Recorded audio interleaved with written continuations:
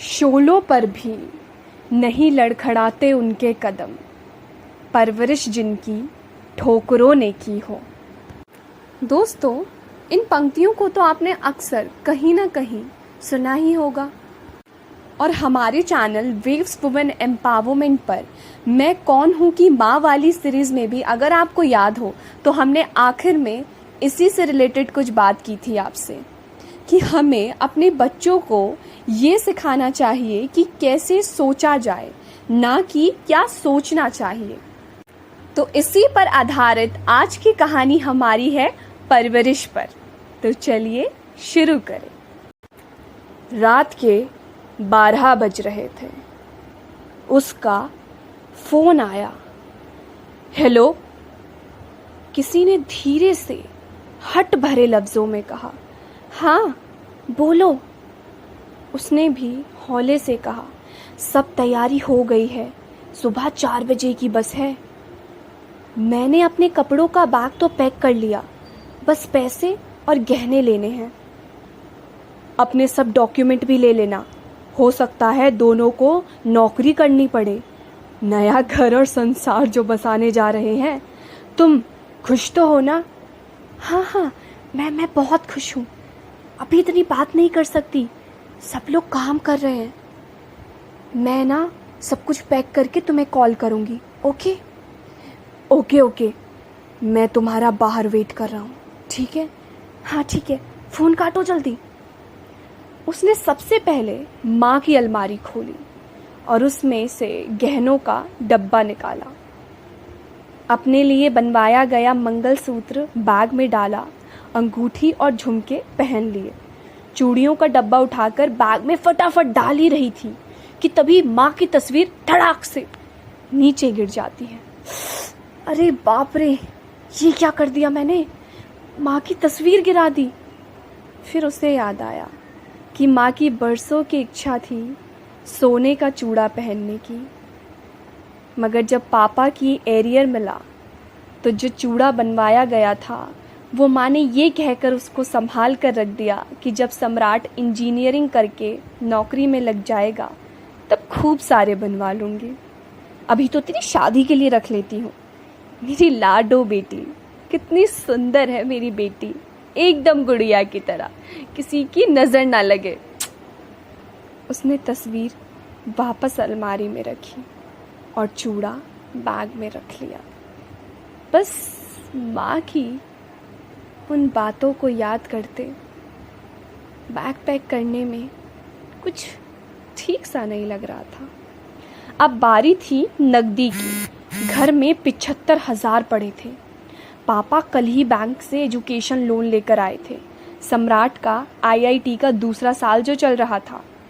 घर के रुपए पैसों का हिसाब चाबी सब मेरे पास रहती थी, क्योंकि पापा हमेशा से कहते थे कि मैं उनकी लक्ष्मी बेटी हूँ। मेरे पैदा होने के बाद उनको सरकारी नौकरी लगी, क्योंकि उससे पहले वो स्टेशन पर कूली का काम करते थे।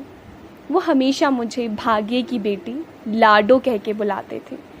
मेरी लाडो बेटी, अरे तुझ में तो लक्ष्मी बसती है, लक्ष्मी, मेरे घर की लक्ष्मी। इसीलिए चाबी और सारा हिसाब किताब पापा ने मुझे सौंप रखा था। उसने सभी डॉक्यूमेंट फटाफट से बैग में रख लिए। कुछ रह तो नहीं गया ना मेरा? एक बार चेक कर लेती हूँ, सब सो तो गए? अरे ये क्या, सम्राट ने अभी तक खाना नहीं खाया। ये भी ना कभी टाइम से खाना नहीं खाता, अभी तक सोया तक नहीं। माँ तो सो रही है, दवाई का असर होगा इसीलिए अभी तक इतनी जल्दी सो गई। माँ हमेशा कहती है कि इस दवाई में कुछ ना कुछ गड़बड़ी है, तभी इतनी जल्दी सो जाती है। पापा क्या कर रहे हैं? ओह, पापा भी ना अभी तक दूध तक नहीं पिया, दूध का गिलास ऐसे ही रखा हुआ है। अभी जाके बोल के आती हूँ। जैसे ही उसके मन में ये आया, उसके कदम रुक गए। कैसे बोलती, भागने जो जा रही थी। पापा एक्स्ट्रा इनकम के लिए कुछ काम कर रहे थे। आजकल उन्होंने कुछ एक्स्ट्रा वर्क ढूंढ लिया था, इसीलिए वो अभी तक सोए नहीं थे।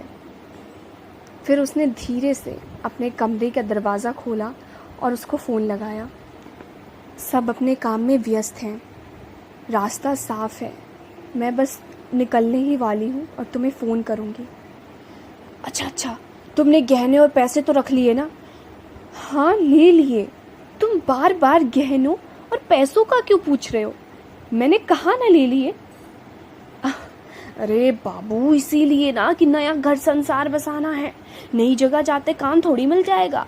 थोड़े पैसे जमा करके नया कमरा लेंगे, और है ना मेरा मोबाइल बहुत पुराना हो गया है, थोड़ा नया मोबाइल लेंगे और मोबाइल से ही जो काम करना है। और अच्छी ज़िंदगी गुजारने के लिए कुछ पैसे तो पहले होने चाहिए ना, इसीलिए बस बोल रहा हूँ, तुम आ जाओ जल्दी बाहर। ये सब सुनने के बाद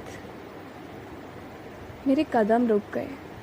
मेरे कंधों पर लदा बैग मैंने ज़ोर से ज़मीन पर पटक दिया और ये सोच के बैठ गई कि अगर आज मैं इस घर से बाहर गई तो मेरे मम्मी पापा, सम्राट, सबका क्या होगा। मेरी वजह से ये सब समाज से न जाने क्या क्या ना सुने। और उससे पहले मैं एक बेटी हूँ, अपनी माँ की, अपने पापा की बेटी हूँ, सम्राट की बहन हूँ, एक बड़ी बहन। और एक बड़ी बहन का फ़ैसला हमेशा अपने छोटे से सोच समझ के होता है। आज अगर मैंने ऐसा कदम उठाया तो सम्राट क्या सोचेगा। बस माँ बाबूजी का सोच के मैं वहीं रुक गई। फिर वहाँ से आवाज़ आई, अरे हेलो, अरे तुम सुन रही हो?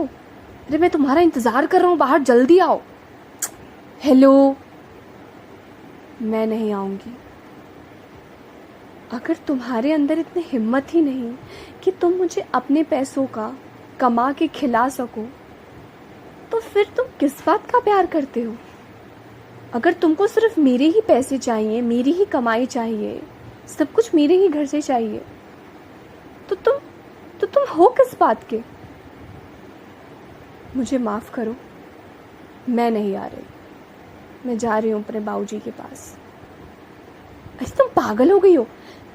हेलो हेलो, इतना कह के मैंने फ़ोन काट दिया और उसे हमेशा के लिए ब्लॉक कर दिया और बाबा के पास ज़ोर से हंसते हुए गई। पापा पापा, पता है मैंने एक बस चौक पड़ा, आप सुनोगे? पापा बहुत टेंशन में लग रहे थे, इसीलिए पापा को जोक सुनाना चाहती थी। और ये क्या, आपने अभी तक दूध भी नहीं पिया? फटाफट से दूध कंप्लीट करो पापा, आपकी ना हमेशा की आदत हो गई है, फटाफट से। अरे बेटा, बस थोड़ा सा काम रह गया, हिसाब आखिरी रह गया, करने तो दे। नहीं नहीं नहीं, मुझे कुछ नहीं सुनना, जल्दी जल्दी जल्दी। और सम्राट, तुमने खाना नहीं खाया अभी तक, पहले खाना खा ले। माँ सो रही है, तुझे पता है, अगर उठी होती ना तो अभी तेरे को कितना सुनाती। फटाफट खाना खा। अब लग रहा है कि मैंने अपनी ज़िंदगी में एक अच्छा फैसला लिया, क्योंकि माँ बाबूजी की परवरिश और उनके संस्कार हमेशा मुझे ये सिखाते हैं कि अपनों से बढ़कर कुछ नहीं होता और एक सही फैसला ज़िंदगी बदल देता है और एक गलत फैसला भी आपकी ज़िंदगी बदल सकता है। बस अब ये आपके हाथों में है कि आपको अपनी ज़िंदगी किस तरीके से बदलनी है और किस मोड़ पर लेके जाना है। तो ये जो आज की कहानी थी, ये भले ही छोटी सी हो, मगर इसके पीछे का मैसेज बहुत बड़ा है। दोस्तों, हम चाहेंगे कि आप ये कहानी खुद तक ना रखें। इससे आज के समय में ये इतना ज़रूरी हो गया है कि सबको पता चले कि हमारे माता पिता की जो बचपन से अभी तक हमें परवरिश मिली है, उसको हमेशा ध्यान में रखकर अपनी ज़िंदगी के हर छोटे से बड़े फैसले को सोच समझ के लें, क्योंकि हमारे माता पिता हमारे लिए बहुत मायने रखते हैं। उनकी परवरिश हमारे हर फैसलों से भी बनती है और हमारा हर फैसला उनके लिए उनको समर्पित होना चाहिए। तो वेव्स वुमेन एम्पावरमेंट की छोटी सी कोशिश थी कि आपको ये मैसेज पहुंचा सके, और इस कहानी के थ्रू आप और भी लोगों को इस कहानी को सुनाइए और उन्हें बताइए। और अगर आपको हमारा काम पसंद आ रहा है तो हमारे चैनल को लाइक, शेयर, सब्सक्राइब, कमेंट करके हमें ज़रूर बताएं, क्योंकि हम सुनाते हैं आपकी कहानी अपनी ज़ुबानी। धन्यवाद।